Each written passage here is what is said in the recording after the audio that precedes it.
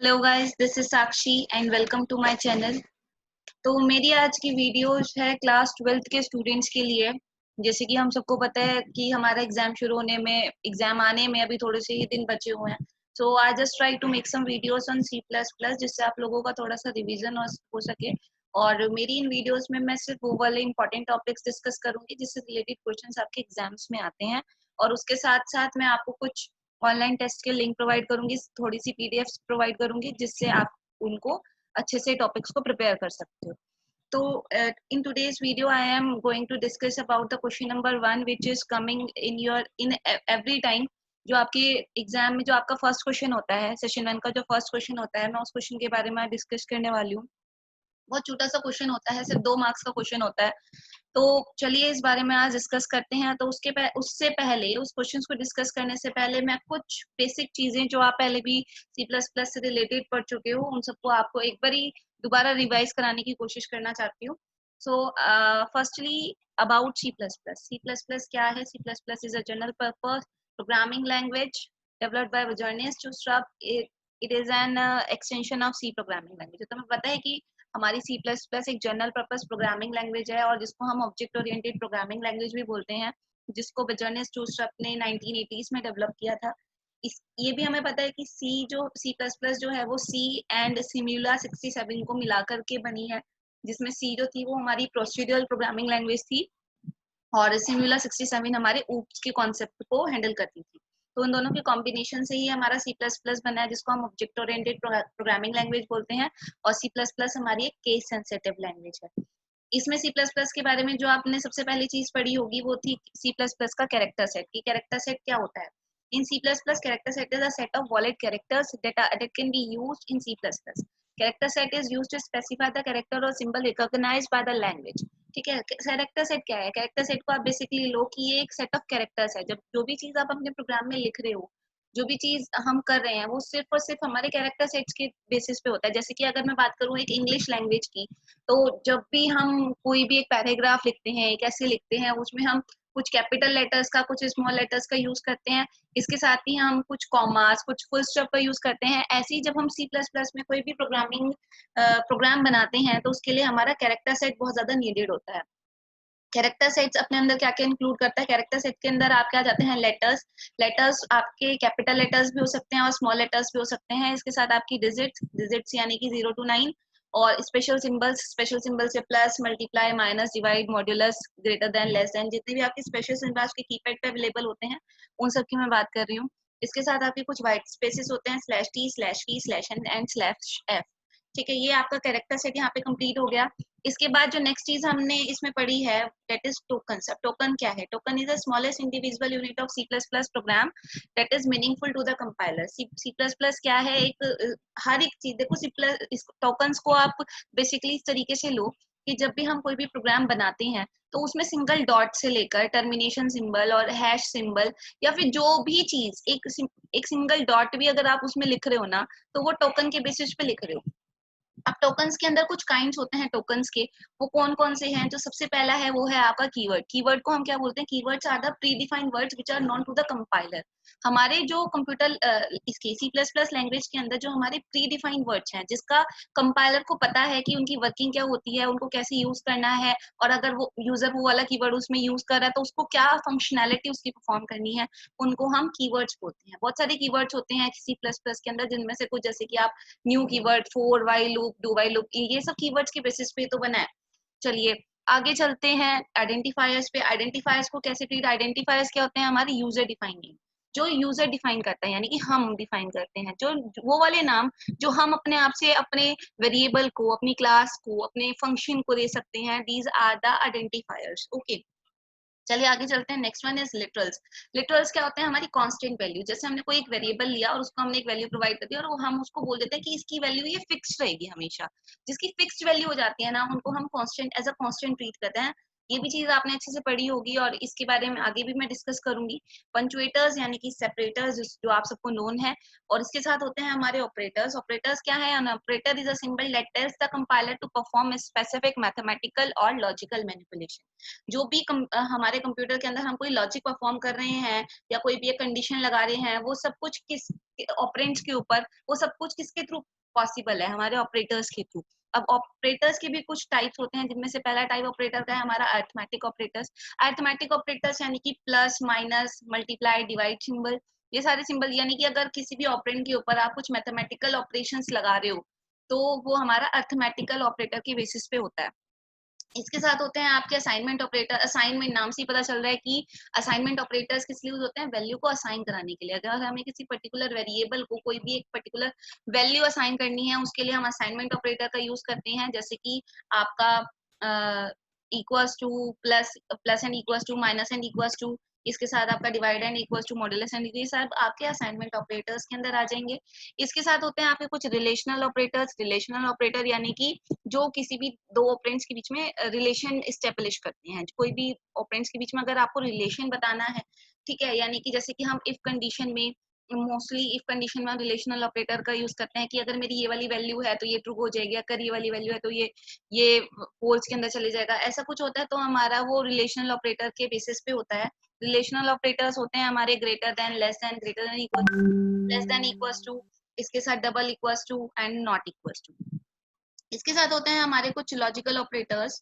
अब logical operators क्या है? लॉजिकल ऑपरेटर्स आपने तीन ऑपरेटर्स पढ़े हैं, एक है एंड ऑपरेटर, दूसरा है और ऑपरेटर, तीसरा है हमारा नॉट ऑपरेटर। एंड यानी अगर दोनों कंडीशन ट्रू होगी तो वो ट्रू देगा, है ना। अगर और ऑपरेटर में आपने क्या पढ़ा था कि कोई भी एक कंडीशन अगर ट्रू हो जाती है तो वो आपको ट्रू ट्रू वैल्यू देता है, ठीक है। और नॉट ऑपरेटर में वो किसी एक यानी ट्रू को फॉल्स कर देता है और फॉल्स को ट्रू कर देता है। ये चीज आप लॉजिकल ऑपरेटर्स के अंदर पढ़ चुके हो। उसके बाद आता है हमारा कंडीशनल ऑपरेटर्स। कंडीशनल ऑपरेटर्स को हम टर्नरी ऑपरेटर्स भी बोलते हैं। इस कंडीशनल ऑपरेटर के बारे में अभी मैं वीडियो के लास्ट में डिस्कस करूंगी दोबारा।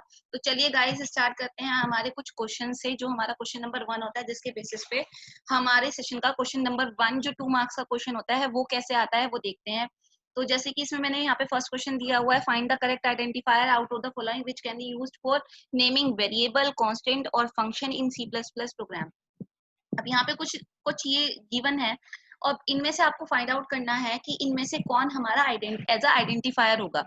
ठीक है, आपको ये बताना है कि इनमें से कौन एज अ आइडेंटिफायर होगा। आइडेंटिफायर मैंने अभी आपको बताया था कि आइडेंटिफायर्स क्या होते हैं? जो हमारी यूजर डिफाइन चीज होती है, यानी जो हम नेम दे सकते हैं अपने, यू कैन से अपने प्रोग्राम के अंदर, जो हम वेरिएबल को नेम दे सकते हैं, क्लास को नेम दे सकते हैं, वो हमारा एज आइडेंटिफायर ट्रीट होता है।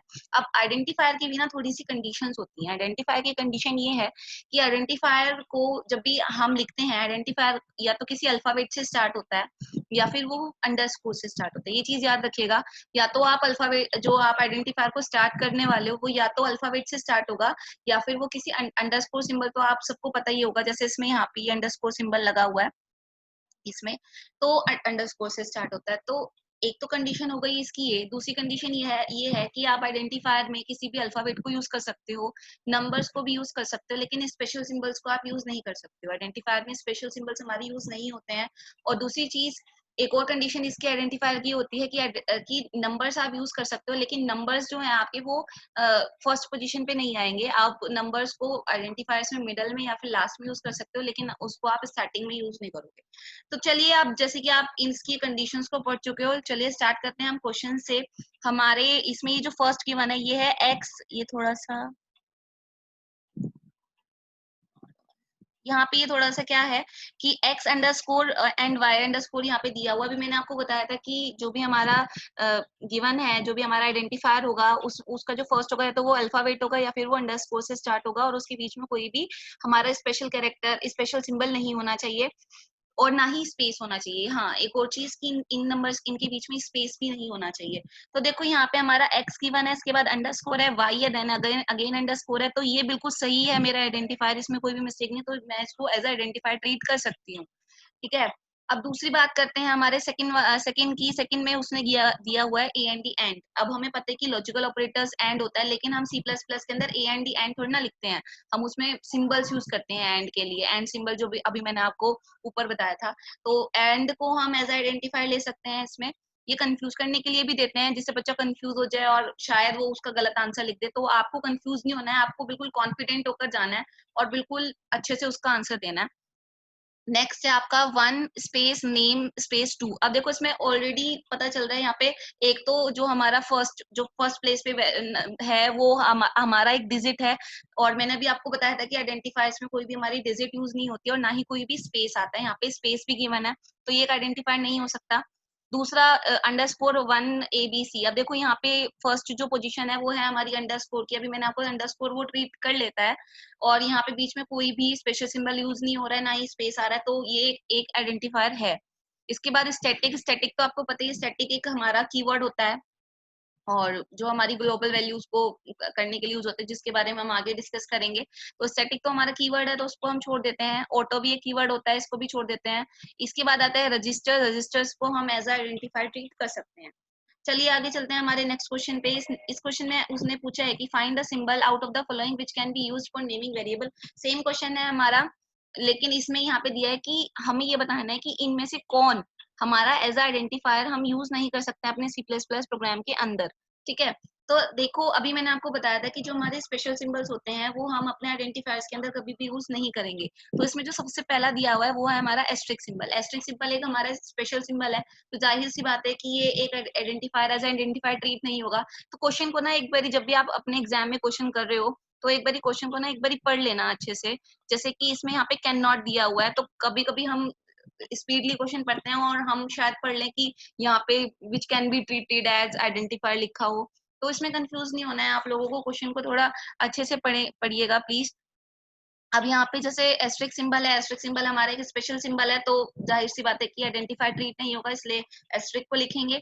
इसके साथ पाइपलाइन सिंबल, ये पाइपलाइन सिंबल थोड़ा ये पाइपलाइन सिंबल डैश डैश वाला सिंबल होता है ना, तो वो है, तो वो भी एक स्पेशल सिंबल हुआ हमारा, तो वो भी एक आइडेंटिफायर नहीं होगा। इसके साथ ही हमारा 1 to 9 डिजिट, 0 to 9 भी बोल सकते हैं, 1 to 9 भी कुछ भी दे सकता है। वो डिजिट्स तो हम आइडेंटिफायर में यूज करते ही हैं, भले उनको स्टार्टिंग में यूज नहीं करते लेकिन करते तो है ना, तो इसलिए हम यहाँ पे इसको नहीं लिखेंगे। इसके साथ हमारा हाइफन आ जाएगा, हाइफन भी हमारा एक स्पेशल सिंबल है, तो हम हाइफन को भी लिख देंगे। अंडरस्कोर तो हम यूज करते हैं आइडेंटिफायर के अंदर, तो अंडरस्कोर को हम छोड़ देंगे, और क्वेश्चन मार्क हमारा स्पेशल सिंबल है, तो क्वेश्चन मार्क भी आ जाएगा।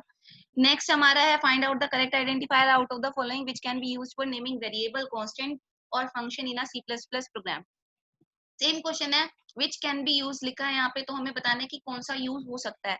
अब देखो इसमें जो फर्स्ट गिवन है वो हमारा वाइल। वाइल क्या है, हमारा एक कीवर्ड है, हमें पता है वाइल हमारा एक कीवर्ड होता है। लेकिन अगर हम इस वाइल को ध्यान से देखें तो इसमें हमारा जो डब्ल्यू है वो कैपिटल लेटर्स में है, हमारा जो डब्ल्यू है वो कैपिटल लेटर्स में है, और जो हमारे कीवर्ड्स होते हैं उसमें कोई भी जो लेटर होता है वो कभी भी कैपिटल नहीं होता। हमारे कीवर्ड्स हमेशा स्मॉल लेटर्स में आपको मिलेंगे। इसलिए इसीलिए जो इसमें ये वाइल होगा ये हमारा एज अ आइडेंटिफायर ट्रीट करेंगे हम इसको। नेक्स्ट है हमारा फोर। अब फोर भी क्या है, यहाँ पे फोर जो है वो स्मॉल लेटर्स में दिया हुआ है, तो जाहिर सी बात है कि ये एक क्या हुआ, मेरा कीवर्ड हुआ। इसके बाद है फ्लोट। अब फ्लोट में अगर हम ध्यान से देखें तो फ्लोट में यहाँ पे कैपिटल एफ आ रहा है, तो ये हमारा क्या हुआ, एक आइडेंटिफायर हुआ। इसके साथ यहाँ पे न्यू आ रहा है, न्यू हमारा एक कीवर्ड होता है। और यहाँ पे देखो अगर हम बात करें सेकंड नेम की, तो सेकंड में यहाँ पे फर्स्ट जो है वो हमारी डिजिट दी हुई है, और डिजिट को हम एज आइडेंटिफाई ट्रीट नहीं करते हैं। ठीक है, तो नहीं लेंगे इसको।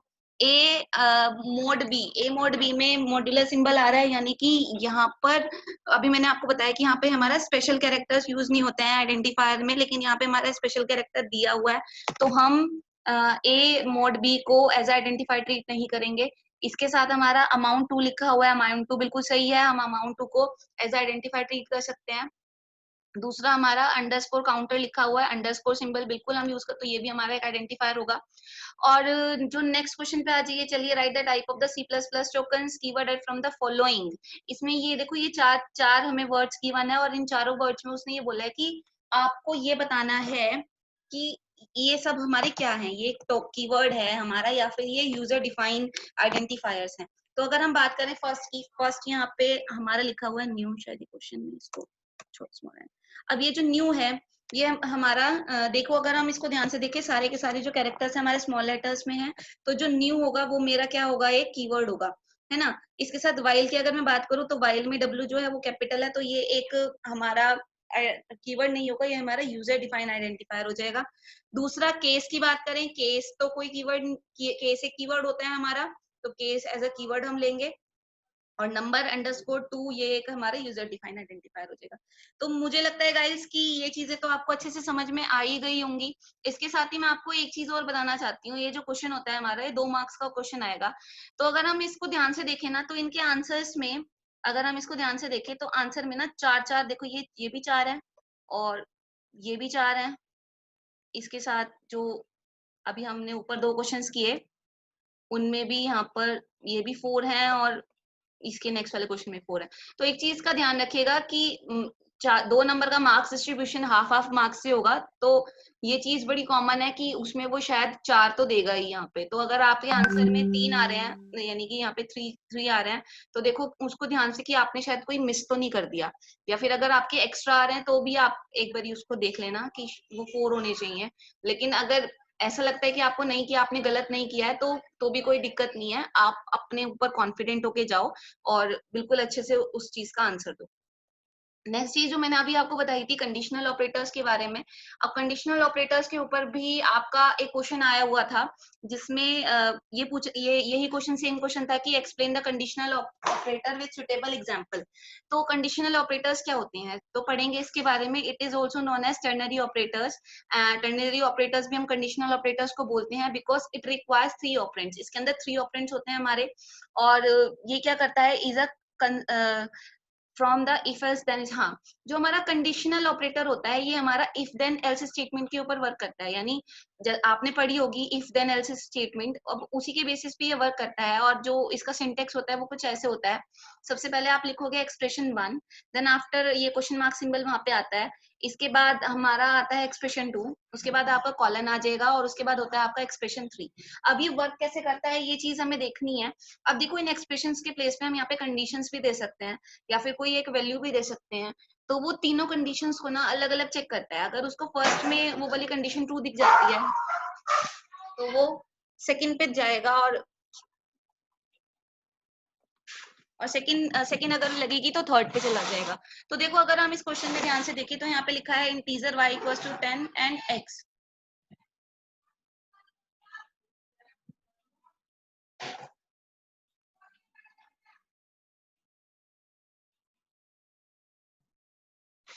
यस गाइस, तो यहाँ पे हमारा इंटीजर y इक्वल्स टू 10 और x, हमने 2 वेरिएबल्स लिए हुए हैं। अब इसमें हम क्या करते हैं, हमने यहाँ पे y को तो 10 असाइन किया हुआ है, लेकिन x को हमने कोई भी वैल्यू असाइन नहीं की है। x के लिए हम यहाँ पे कंडीशन डाल रहे हैं कि x इक्वल्स टू, हमने लिखा y इज ग्रेटर देन 10। इसके बाद आपका ये question mark, then 1, then colon and then 0। यानी कि यहाँ पे 3 कंडीशन हमारी हो जाएगी।